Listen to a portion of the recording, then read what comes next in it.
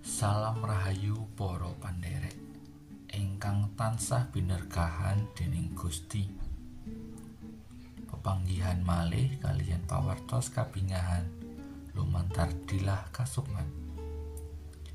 Dilah Kasukman menika inggih renungan utawi limbangan paditenan ing basa Jawi ingkang dipun anggit dening para pandhita saking Gereja Injili ing tlatah Jawi utawi GITJ.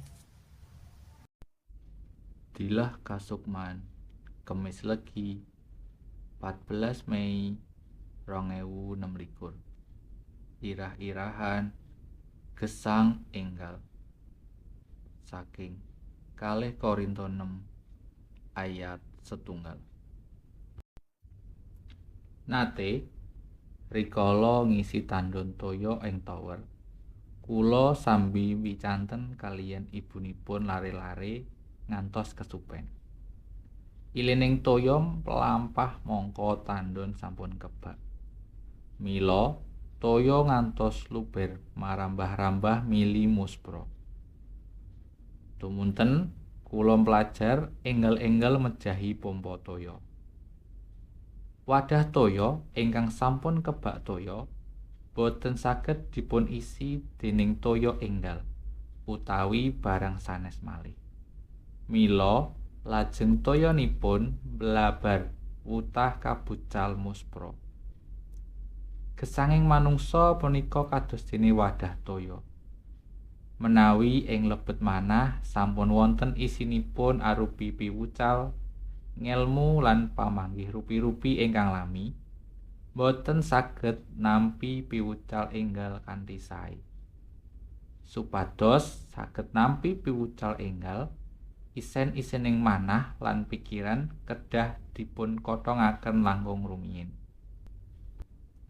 Gesanging manungsa menika saged kaperang dados 3 perangan. Mangsa ingkang sampun kawuri, mangsa samangke, lan mangsa ingkang badhe kalampahan. Mangsa kawuri saged kasebat gesang lami kanthi pikiran, lelampahan-lelampahan dedosan lan kamuspran sanesipun ingkang ngebaki ing manah lan pikiran kita, ingkang kedah kita bucal saking isen-isening gesang. Manah lan pikiran ingkang mekaten minangka cara gesang lami ingkang kedah kita tilar babar pisan.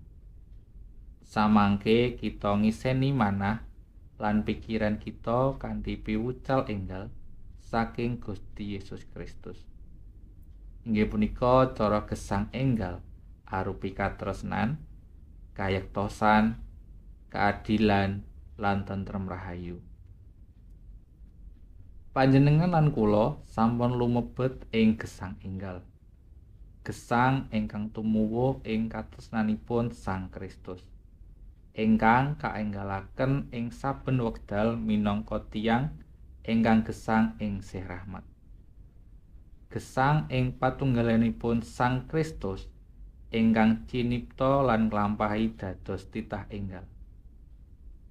Pangandikanipun Rasul Paulus mekaten, ana dene aku iki ing sarehne padha dadi kanca tunggal ayahan, pituturku marang kowe kabeh, supaya aja nganti padha gawe muspraning sih rahmati Gusti Allah kang wus kok tampani. 2 Korintus 6 ayat 1. Kita sampun lumebet ing gesang sih rahmatipun Sang Kristus.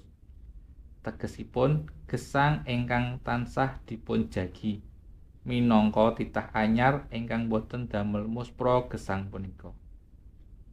Dene gesang ingkang badhe kalampahan, kita nggadahi pangajeng-ajeng minangka titah enggal ingkang gesang ing sih rahmat lan nyatunggil kaliyan katresnanipun Sang Kristus.